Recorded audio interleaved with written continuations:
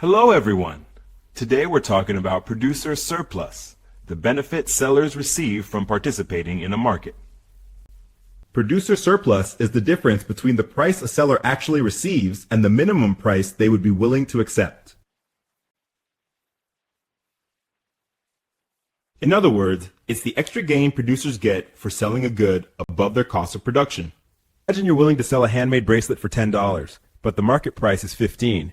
You earn a $5 producer surplus on that sale. We add up all producers in the market, we get total producer surplus, a key measure of sellers' overall benefit from trade.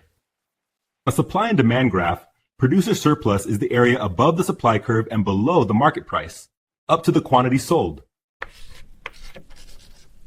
The supply curve shows producers' minimum willingness to sell at each price, so the gap between market price and the curve reflects their extra earnings. As market price rises, that area gets larger, meaning producers earn more surplus and overall welfare increases for sellers. Here's your first question. If the market price of a product rises, what happens to producer surplus, and why? Producer surplus helps economists measure how much producers benefit from market participation.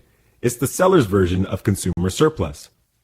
Together, consumer and producer surplus make up total economic surplus, a measure of overall efficiency and welfare in a market.